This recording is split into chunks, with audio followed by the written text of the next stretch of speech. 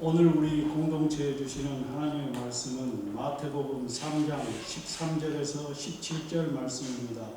하나님의 말씀을 봉독합니다. 그때 예수께서 요한에게 세례를 받으시려고 갈릴리를 떠나 요단강으로 요한을 찾아가셨다. 그러나 요한은 내가 선생님께 세례를 받아야 할 터인데 선생님께서 내게 오셨습니까?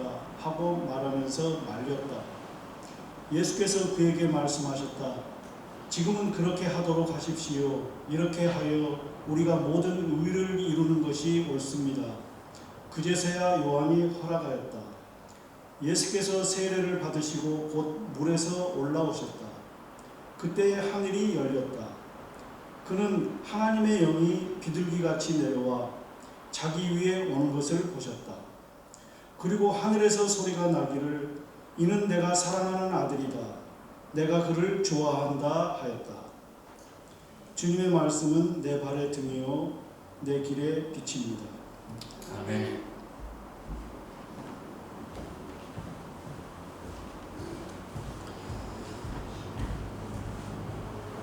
올림픽에서 우리가 볼 수 있는 여러 육상 경기들 중에서 그 릴레이 레이스라고 하는 계주라고 하죠. 이어달리기라는 그러한 종목이 있습니다. 한 사람이 정해진 거리를 다 달려서 누가 가장 먼저 들어왔는지를 보는 그러한 경기가 아니라 보통 4명의 선수들이 정해진 거리를 나누어 달려서 경쟁하는 그러한 종목이죠. 각 선수마다 배턴을 들고 정해진 거리를 달린 후에 다음 선수에게 배턴을 넘기면 그 다음 선수가 배턴을 들고 자신에게 주어진 거리를 달려가죠. 이 이어달리기에서 중요한 것은 무엇일까요? 선수 개개인이 각자에게 주어져 있는 거리를 잘 달리는 것은 당연히 중요하겠죠. 자신이 낼 수 있는 최대의 속도로 자신에게 주어져 있는 거리를 달려가야 합니다. 하지만 자신에게 주어진 거리를 빠르게 달려가는 것 못지않게 중요한 것은 배턴을 안전하게 다음 주자에게 전달하는 겁니다. 배턴을 전달하다가 떨어뜨리기라도 한다면 그 배턴을 줍는 사이에 바로 옆에 있던 경쟁 선수들이 얼마든지 치고 나갈 수 있기 때문이죠. 그리고 보통 이 4명의 선수 구성이 어떻게 됩니까? 그 4명의 선수들이 모두 다 실력이 비슷하고 다 빠른 선수들이면 별로 고민할 것도 없겠지만 보통 4명의 선수들 사이에도 실력 차이가 있기 때문에 선수들이 어떤 순서로 뛰는지도 전략이 필요합니다. 여러 전략들이 있지만 가장 보편적으로 사용되는 전략은 가장 잘 달리는 선수를 마지막에 배치하는 거죠. 그래야 배턴을 떨어뜨린다든지 돌발 상황이 발생해도 가장 잘 달리는 선수가 마지막에 대기하고 있기 때문에 그 선수를 통해서 역전의 기회를 노려볼 수 있기 때문입니다. 이전에 올림픽을 보면 그 자메이카 대표팀의 그 우사인 볼트라는 아주 유명한 그런 선수가 있었죠. 지금은 은퇴했지만 그 번개 세레모니라고 그러한 이 세레모니로 엄청나게 유명한 그런 선수인데 다들 한 번쯤은 보셨을 겁니다. 근데 이 선수가 그 400m 계주를 하는 것을 본 적이 있는데요.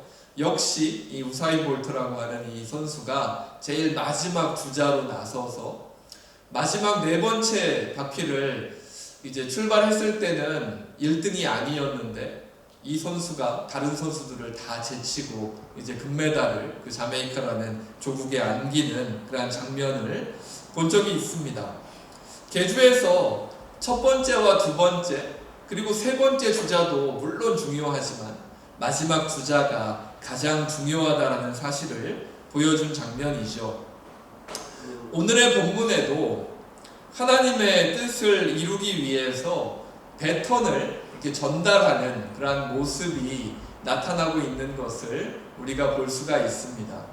이 마태복음이라고 하는 이 한 권의 책이 하나님의 뜻이 이 이스라엘 백성들 가운데 어떻게 나타났는지를 보여주기 위한 하나의 이야기라면 그 이야기를 하나하나씩 풀어가는 그러한 선수들, 주자들이 이 마태복음 안에 존재하고 있을 텐데, 이제 그 배턴이 선수들 사이에, 주자들 사이에 이렇게 옮겨지는 그러한 모습이 오늘의 본문 가운데 나타납니다. 지난 시간에 살펴보았던 세례 요한으로부터 이제 예수 그리스도에게로 그 배턴이 전달이 됩니다.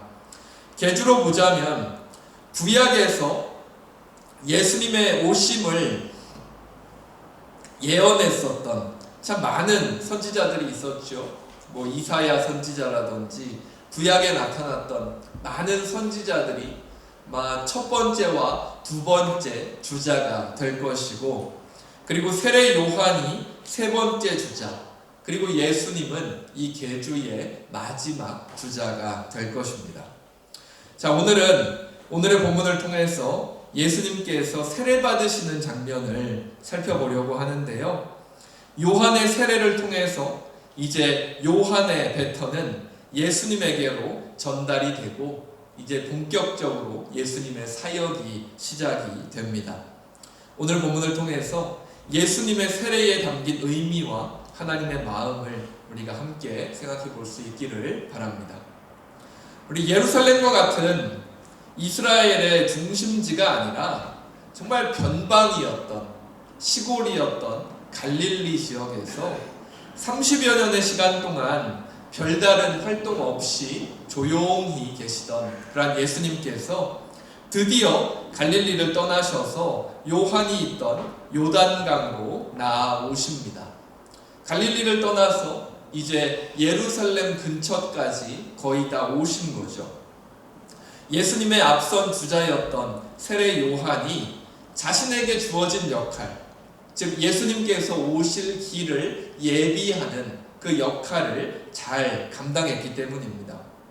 이제 예수님은 세례 요한으로부터 배턴을 이어받아서 하나님께서 원하시는 길을 걸어가시는 거죠. 그리고 세례 요한에게 나아오셔서 사역을 시작하시면서 예수님이 가장 처음으로 했던 일은 무엇입니까? 오늘의 본문을 보면 요한으로부터 세례를 받으시는 것이었습니다. 여기에서 우리는 한 가지 질문을 던져볼 수 있죠. 예수님께서 왜 세례를 받으신 것일까요? 세례라는 것은 어떠한 의미를 가지고 있습니까? 세례는 우리가 자신이 누구인지를 확인하는 그러한 의식입니다. 우리가 이 세상에 태어나서 이 세상에서 우리가 가지고 있는 그러한 정체성이 있죠. 내가 하고 있는 일들이 나를 나타내기도 하고, 또 내가 가지고 있는 그러한 성품들이나 내가 가진 성격들이 나를 나타내기도 하는 그러한 세상적인 그러한 정체성들을 우리는 다 가지고 있습니다. 그런데 우리가 살아가면서 그러한 세상적인 정체성만으로 우리를 고백하는 것이 아니라 예수 그리스도를 믿고 회개를 통해서 죄의 용서함을 얻고 하나님을 만난 그리스도인이라는 고백을 다른 사람이 아니라 나의 믿음과 나의 고백을 통해서 하나님 앞에 보여드리는 것이 바로 세례의 순간이죠. 즉 나의 정체성을 지금까지 내가 알아왔던 나, 지금까지 내가 살아왔던 나의 모습이 아니라 예수 그리스도를 통해서 새롭게 깨달은 그리스도인이라는 정체성을 하나님 앞에 고백하는 순간이 바로 세례의 순간이라는 겁니다. 그렇다면 예수 그리스도는 어떨까요? 예수님께서는 세례를 받으셔야 하는 대상이실까요? 예수님 자신이 이미 하나님의 아들이신데 예수님이 세례를 받으셔야 하겠습니까? 우리의 기준으로 생각하면 예수님은 세례를 받지 않으셔도 되는 분이죠. 이미 하나님의 아들이신 분이 그리스도인의 정체성을 깨닫고 세례를 통해서 그 사실을 고백하는 과정을 거치실 필요는 없기 때문입니다. 세례 요한도 그 사실을 알았기 때문에 오늘 본문에 나와 있는 것처럼 예수님께서 요한에게 세례를 줄 것을 요청했을 때 오히려 예수님께서 자신에게 세례를 주셔야 한다면서 예수님의 세례를 거절하고 예수님을 말립니다. 하지만 예수님께서는 자신을 말리는 요한에게 더욱 강권하면서 자신은 요한에게 세례를 받아야 한다 라고 예수님은 말씀하시죠. 그리고 자신이 요한에게 세례를 받아야 하는 이유도 함께 말씀해 주십니다. 15절 말씀 같이 볼까요? 예수께서 그에게 말씀하셨다. 지금은 그렇게 하도록 하십시오. 이렇게 하여 우리가 모든 의의를 이루는 것이 옳습니다. 그제서야 요한이 허락하였다. 좀 이해하기가 쉽지 않은 부분이죠. 요한에게 세례를 받는 것이 모든 의의를 이루는 일이다 라는 이 예수님의 말씀을 우리가 어떻게 이해해야 할까요? 먼저 이 의라는 단어는 보통 이해하기가 좀 쉽지가 않습니다. 우리가 이 신앙생활을 해 나가면서 하나님의 의를 이루어야 한다라는 그러한 이야기들을 가끔씩 듣게 되죠. 근데 이 의라는 것이 무엇인지 좀 감이 안 올 때가 종종 있는 것이 사실입니다. 근데 이럴 때 이 의라는 단어는 하나님의 뜻이라는 단어로 해석해도 크게 무리가 없을 것 같습니다.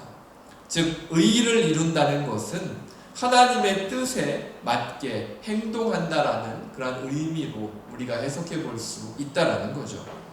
예수님은 사람의 세례가 필요 없으신 분이지만 요한을 통해 세례를 받는 것이 하나님의 뜻을 이루는 일이다 라고 예수님께서 말씀하고 계신 겁니다.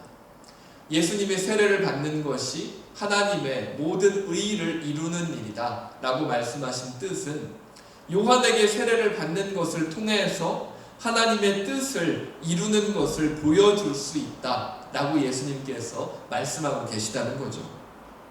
즉 예수님께서는 자기 자신만을 생각하면 세례를 받을 필요가 없지만 하나님의 뜻을 이 세상 가운데 보여주시기 위해서 세례를 받으셨다는 겁니다.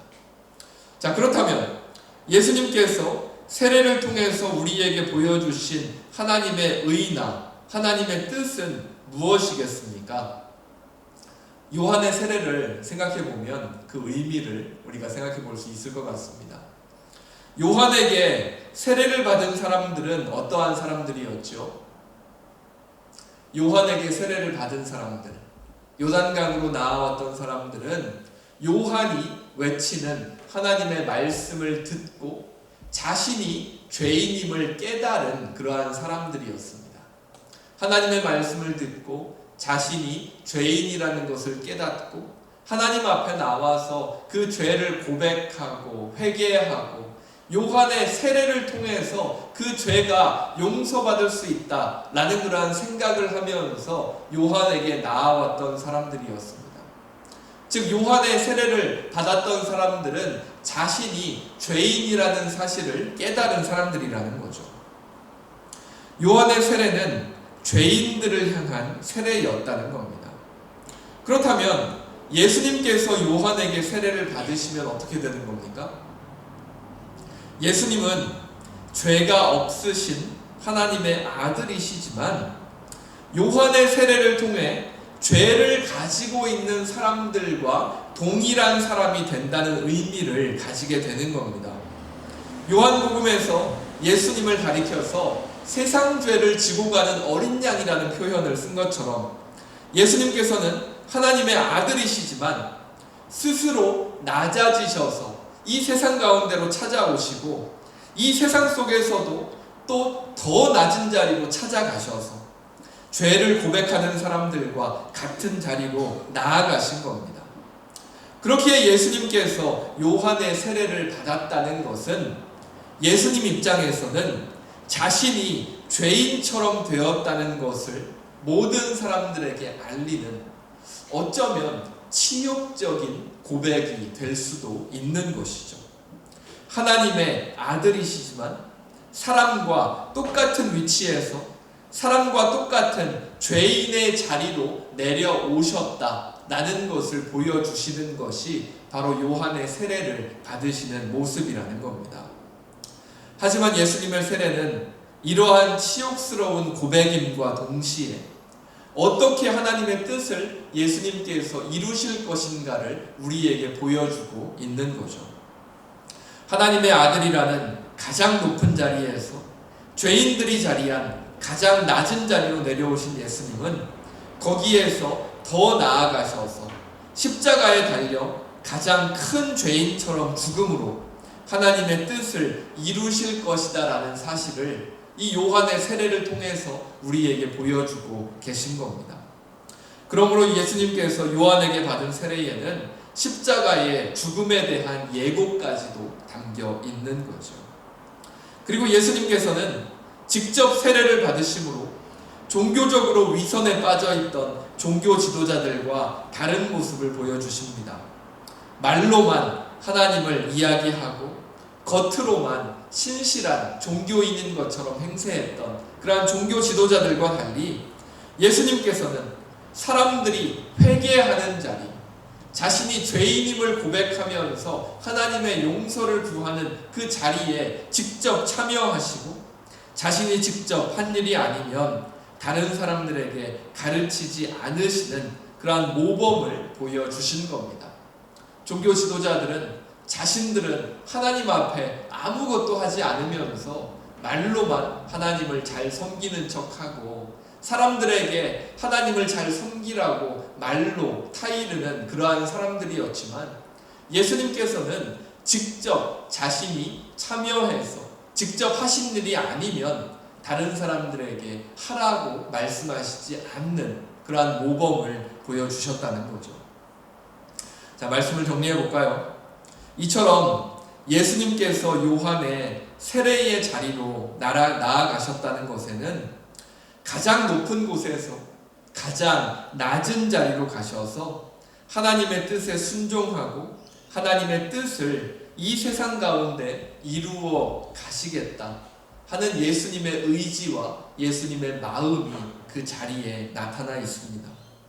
십자가 죽음까지도 순종하면서 하나님의 뜻을 이 세상 가운데 나타내시겠다는 예수님의 의지가 그 세례 가운데 담겨 있는 거죠. 그리고 이러한 예수님의 마음과 의지가 요한의 세례를 통해서 나타났을 때 하나님께서 어떠한 반응으로 예수님에게 보여주십니까? 하나님께서도 예수님의 이 마음을 기쁘게 받아주시고 하늘에서 응답하시죠. 16절과 17절의 말씀 같이 볼까요? 예수께서 세례를 받으시고 곧 물에서 올라오셨다. 그때에 하늘이 열렸다. 그는 하나님의 영이 비둘기같이 내려와 자기 위에 오는 것을 보셨다. 그리고 하늘에서 소리가 나기를 이는 내가 사랑하는 아들이다. 내가 그를 좋아한다 하였다. 하늘에서 소리가 나기를 어떠한 소리가 났다고요?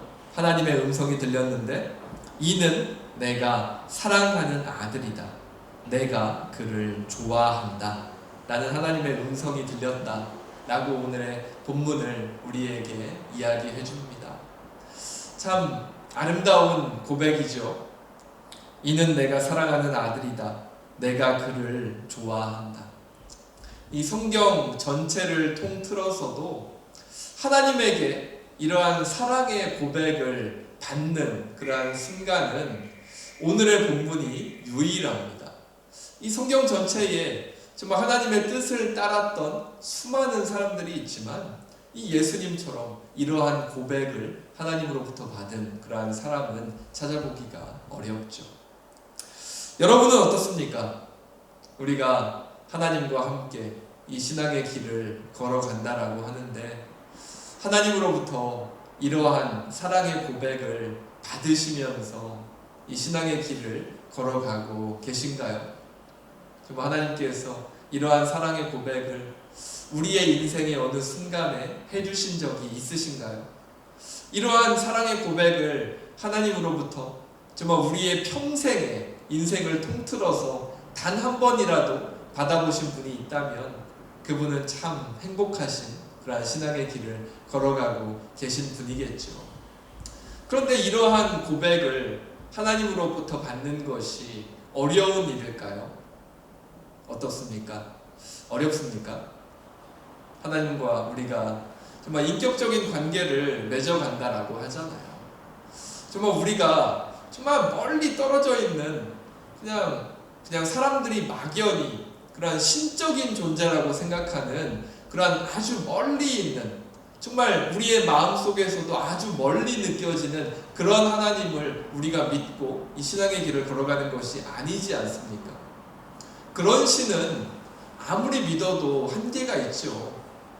우리가 아무리 믿음이 좋다 하더라도 그러한 추상적인 신을 믿으면서 우리의 평생 동안 이 신앙의 길을 걸어가기는 사실은 불가능합니다. 어떠한 신일 때 우리의 신앙이 계속해서 유지가 되고 함께 이 인생의 길을 걸어갈 수 있습니까? 바로 하나님처럼 우리와 인격적인 교제를 나눌 수 있는 그런 하나님이실 때 우리가 그 신앙의 길을 함께 걸어갈 수 있게 되는 것이죠. 그리고 우리가 인격적으로 교제하는 하나님이라면 오늘 본문에 예수님께서 들으셨던 이러한 사랑의 고백을 우리 역시도 들으면서 신앙의 길을 걸어가야 하지 않겠습니까? 그렇다면 어떻게 이러한 고백을 우리가 들을 수 있겠습니까?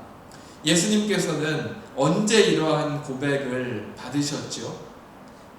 바로 하나님의 뜻을 이 세상 가운데 드러내시고 자신의 모든 것을 바쳐서 그 하나님의 뜻을 이루어 가겠다라는 그러한 의지를, 그러한 마음을 하나님 앞에 보여드렸을 때 하나님께서는 그 마음을 너무나 기쁘게 받으시고 하늘 문을 여시고 예수님을 향해서 이는 내 사랑하는 아들이요 내가 너무나 좋아하는 사람이다 라는 그러한 고백을 하나님께서 해주신 것을 우리가 볼 수 있죠. 예수님의 세례에는 가장 높은 곳에서 가장 낮은 곳, 즉 죄인의 자리로 내려오시는 그러한 예수님의 마음이 담겨 있다라고 말씀드렸습니다. 그리고 그 죄인의 자리에서 더 내려가셔서 십자가 죽음의 길을 걸어가시고 그 죽음으로 하나님의 뜻을 이 세상 가운데 나타내시겠다 하는 예수님의 의지가, 예수님의 마음이 그 세례 가운데 담겨 있다라고 말씀드렸죠. 그리고 그 의지와 그 마음을 기쁘게 받아주신 하나님께서 예수님을 그 순간에 찾아오시고 내가 사랑하는 아들이다 라는 고백을 해주시는 그러한 장면이 오늘의 본문에 나타나고 있는 것이죠. 우리들도 예수님의 이러한 결단과 함께 하면서 나아가서 하나님과 이와 같은 관계를 맺으면 좋을 것 같습니다. 당연히 쉽지 않은 그러한 선택이 되겠지요. 예수님에게도 쉽지 않은 그러한 선택이었을 겁니다. 하나님의 아들의 위치에서 죄인의 자리, 이 세상 가운데로 내려오셔서 가장 연약하고 가장 부족한 그러한 사람들이 있는 자리로 내려오신 예수님의 결정은 결코 쉽지 않으셨을 겁니다. 우리에게도 쉽지 않지요. 우리와 다른 자리로, 우리의 생각과는 다른 자리로 나아가는 것이 얼마나 어색하고 얼마나 불편합니까? 우리가 이 세상을 살아가면서 정말 우리와 좀 비슷한 그러한 삶의 배경을 가지고 있고 비슷한 생각을 가진 사람들을 찾고 그 사람들과 함께하고 그 사람들과 교제할 때 가장 편안함을 느끼는 이유가 뭡니까? 우리와 비슷하기 때문이죠. 그 비슷함 안에서 우리는 편안함을 느낄 수 있기 때문입니다. 그런데 그곳을 컴포트 존이라고 생각해 본다면 그 컴포트 존, 우리가 평안함을 느끼는 그 자리를 벗어나서 우리와 다른 곳을 향해서 나아간다라는 것은 사실은 참으로 불편하고 내키지 않는 그러한 일이 될 것이죠. 그리고 세상 사람들은 그러한 선택을 이해하지 못할 겁니다. 왜 일부러 그러한 너를 더 힘들게 하는 그러한 선택을 해야 하지? 라고 하면서 우리를 이해하지 못할 것입니다. 하지만 그러한 선택은, 그러한 길은 바로 예수님께서 우리에게 보여주셨던 그러한 길인 것이죠. 하나님의 아들이라는 가장 높은 자리, 가장 영광스러운 자리를 포기하시고 이 세상 가운데로 오셔서 요한의 세례를 통해서 죄인들과 함께하는 그러한 모습을 보여주신 예수님의 마음이 바로 거기에 담겨져 있지 않습니까? 우리는 예수님을 따라서 정말 그것이 하나님의 뜻을 드러내는 것이라면, 그리고 그것이 올바른 길이라면 그것을 감당할 수 있는 믿음과 용기를 가지고 그 길을 걸어가 보시기를 간절히 바랍니다. 예수님께서 우리에게 보여주셨던 것처럼 그 예수님을 따라서 결단하면서 그 예수님께서 걸어가신 길을 따라서 한번 예수님과 함께 같이 걸어가 보시기를 간절히 바랍니다. 그냥 우리가 머무르고 있는 삶의 자리에 계속해서 머무르고 있으면 편할 겁니다. 별다른 변화가 없을 수도 있고 그냥 우리의 삶의 자리에 머무르면 안전하고 편할 수 있겠죠. 하지만 예수님께서 우리에게 보여주신 길은 그러한 안전한 자리, 평안함을 우리에게 주는 자리에만 머무르는 것이 아니라 조금 불편하더라도, 내키지 않더라도 예수님의 시선이 머무르는 곳을 향해서, 예수님의 마음이 향하는 곳을 향해서 예수님을 따라서 같이 내려가기를 예수님께서는 원하시는 거죠. 그리고 그러한 모습이 우리의 삶의 자리에 나타날 때 정말 우리가 하나님의 뜻을 위해서 우리를 희생하고 정말 우리가 가지고 있는 것들을 희생해서 하나님의 뜻을 이루고자 하는 그러한 모습이 나타날 때 좀 힘들고 더 어려운 길이지만 우리가 하나님의 뜻을 세상 가운데 세우기 위해서 더 힘든 결정을 내리고 더 힘든 그 일을 향해서 나아갈 때 하나님께서는 우리의 그 마음을 기쁘게 받아주시고 하늘 문을 여시고 정말 내가 사랑하는 아들이고 내가 그를 너무나 좋아한다 라고 고백해 주셨던 것처럼 우리가 그러한 노력을 가지고 그러한 마음을 가지고 하나님께 나아갈 수 있다면 하나님께서는 우리들에게도 찾아와 주시고 우리들에게 정말 내가 사랑하는 아들이다, 내가 사랑하는 딸이다, 내가 너의 마음을 너무나 좋아하고 내가 너를 너무나 좋아한다 라는 이러한 고백을 우리에게도 해주실 줄로 믿습니다. 그리고 이러한 고백을 하나님으로부터 받게 되면 우리의 인생이 어떻게 바뀔까요? 하나님과 이렇게 서로 좋아하고 서로 사랑하는 그러한 관계가 되면 어떻게 변합니까? 그런 사랑의 감정을 느껴보신 적이 너무 오래되셔가지고 잘 모르시겠나요? 사랑의 감정이 서로에게 생기게 되면 자신을 희생하게 되죠. 꼭 내가 원하는 것만을 고집하지 않고 내가 원하는 것이 설령 이루어지지 않는다 하더라도 내가 사랑하는 사람이 만족할 수 있으면 내가 사랑하는 사람이 원하는 것이라면 내가 원하는 것이 아니라고 할지라도 그 사랑하는 사람을 위해서 그것을 해줄 수 있는 그러한 희생의 마음이 그 마음 가운데 생기게 되죠. 하나님과 우리의 관계도 너무나 자연스럽게 그렇게 변해갈 수 있지 않을까요?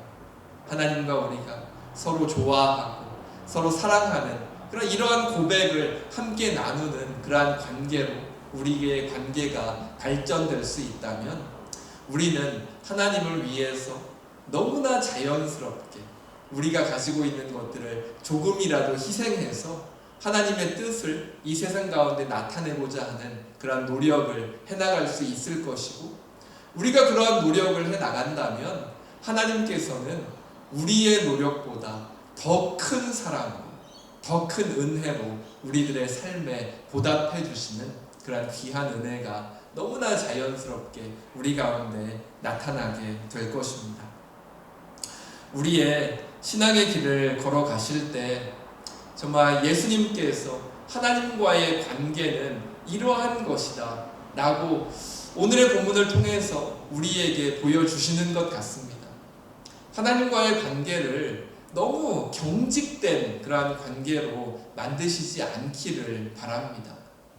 물론 하나님을 만난다라는 것은 정말로 무서운 일입니다. 우리의 죄가, 우리의 잘못들이 하나님 앞에 온전히 해결되지 않은 상태에서 하나님을 만난다라는 것은 정말로 무서운 일이죠. 왜냐하면 하나님의 뜻에 맞지 않는 그러한 길을 걸어가는 사람들에게 하나님은 너무나도 무서운 심판자의 모습으로 나타나실 수 있기 때문입니다. 하지만 우리가 예수 그리스도를 믿고 그 예수 그리스도를 통해서 구원을 받고 이제 이 신앙의 길을 걸어가면서 하나님과의 교제를 시작했다면 더 이상 하나님을 그러한 무서운 이미지의 심판자의 이미지를 가진 하나님으로만 바라보는 것이 아니라 정말 하나님과의 관계를 발전시켜 나가면서 이 세상 가운데서 예수님께서 보여주신 것처럼 하나님의 뜻을 이루어 나가는 그러한 의지를, 그러한 마음을 우리가 나타낼 수 있다면 우리는 하나님과 정말 서로 좋아하는 관계로, 사랑하는 관계로, 이러한 고백을 주고받을 수 있는 관계로 나아갈 수 있을 것입니다.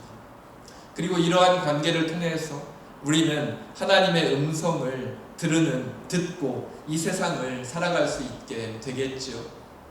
하나님의 음성이 꼭 우리의 귀에 우리가 원하는 말로 들리지 않습니다. 우리가 원할 때 하나님께서 우리의 귀에다가 우리가 원하는 것들을 말씀하시지 않으신다라는 거죠. 그런데 하나님에게는 그 하나님의 음성을 우리에게 들려주실 수 있는 참 많은 방법들이 있습니다.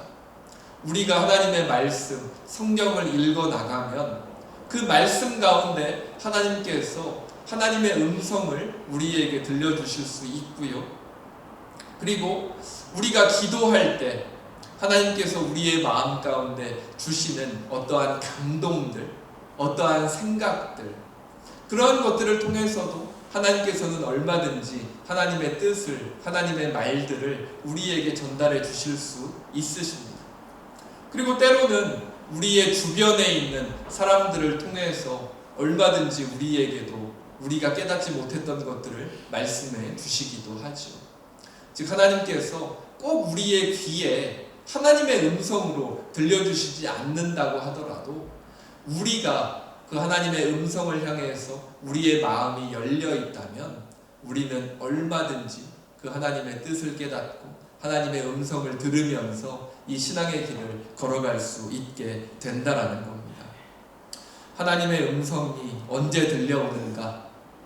우리의 하나님을 향한 마음이 올바르게 고백되고 우리가 예수님처럼 정말 하나님의 뜻을 위해서 살아가겠다 결단하고 그리고 그 자리로 나아갔을 때 하나님의 음성이 들려왔다라는 사실을 늘 기억하면서 정말 이 불의와 거짓이 가득한 우리가 이 세상을 살아가지만 그 가운데서 정말 하나님을 생각하면서 하나님 앞에 올바르게 서고 또 하나님의 의의를 우리가 이 세상 가운데 하나님의 뜻을 이 세상 가운데 나타내는 그러한 노력을 우리가 감당하면서 살아갈 수 있다면 우리는 하나님과의 관계를 발전시키고 하루하루 하나님과 함께 교제하면서 살아갈 수 있게 될 것입니다. 이 세상을 살아가면서 참 많은 어려운 일들이 있죠. 정말 우리를 다른 것들에 신경 쓰지 못하는 그런 어려운 일들이 있고 또 아픈 마음들도 우리 가운데 있을 수도 있을 겁니다. 하지만 그러한 것들에 매달려 있는 그러한 모습만이 우리의 삶의 자리에 있는 것이 아니라 우리 가운데로 찾아오셔서 교제하기 원하시고 또 주변에 많은 것들을 통해서 또 하나님의 말씀을 통해서 우리에게 들려주기 원하시는 그런 하나님의 음성을 하나하나 찾아가시면서 우리의 삶의 자리에 함께 하시는 그런 하나님을 발견하시고 그 하나님과 함께 이 신앙의 길을 걸어가실 수 있는 우리 모든 성도분들 되실 수 있기를 간절히 바랍니다. 자, 우리 말씀을 기억하면서 함께 기도하겠습니다. 사랑의 하나님, 오늘도 말씀을 통해서 하나님 앞에 선 우리의 모습을 다시 한번 돌아보게 하시니 감사합니다. 예수님께서는 요한의 세례를 통해 하나님의 아들에서 죄인들의 자리로 나아가시는 모습을 보여주셨습니다. 그리고 그 죄인들을 위해 십자가 죽음으로 하나님의 뜻과 사랑을 이 세상에 보여주십니다. 예수님께서 가장 높은 곳에서 가장 낮은 자리로 나아가시면서 하나님의 뜻을 이루어 나가실 때 하나님께서도 예수님의 그 마음을 기쁘게 받으시고 사랑하는 아들이라는 고백으로 늘 함께 해주십니다. 불의한 모습들, 온갖 거짓들이 가득한 이 세상에서 하나님 앞에 올바른 삶을 살아낼 수 있도록 우리들을 늘 인도하여 주시고 우리들도 예수님처럼 하나님 앞에 바로 서고자 노력하며 살아갈 때 부족하고 연약한 모습이 우리들 가운데 있을지라도 우리의 진실된 마음을 보시고 사랑하는 아들과 사랑하는 딸이라 말씀해 주시는 그런 하나님의 음성이 저희들 가운데 있게 하시고 하나님과 교제하며 하나님께서 주시는 그러한 위로와 평안함을 누리며 우리의 삶을 살아갈 수 있게 하여 주시옵소서. 이 시간 함께 예배하는 가정들, 여러 사정으로 각자의 자리에서 예배하는 가정들, 출타 중인 가정들을 기억하여 주시고 하나님의 은혜와 사랑 안에서 선한 인도하심을 늘 허락하여 주시옵소서. 특별히 두렵고 떨리는 마음으로 우리의 힘으로 도저히 어찌할 수 없는 몸의 아픔과 질병 또 마음의 고통으로 하나님께 기도하는 성도들을 기억하여 주시고 하나님 안에서 그 모든 아픔과 질병들이 하루하루 회복되어 갈 수 있는 귀한 은혜를 허락하여 주시옵소서. 우리가 살아가는 이 세상에서 전쟁으로, 기근으로, 기후변화로, 홍수로, 또한 여러 사고로, 코로나로, 또 경제적인 어려움으로 고통받고 아파하는 많은 사람들을 기억하여 주시고 오직 하나님만이 주실 수 있는 위로와 평안함과 은혜를 허락하여 주시옵소서. 하나님께서 우리 모두와 늘 함께하여 주심을 믿으며 이 모든 것 우리 주 예수 그리스도의 이름으로 기도합니다. 이제는 우리 주 예수 그리스도의 은혜와 하나님의 사랑과 성령님의 사귐과 인도하심이 하나님의 뜻을 위해 가장 낮은 자리로 나아가신 예수님을 따라서 교회와 가정 그리고 이 세상으로 다시 나아가는 모든 성도들과 자녀들 그 삶의 자리 가운데 지금으로부터 영원토록 함께 하시기를 간절히 축원하옵나이다. 아멘.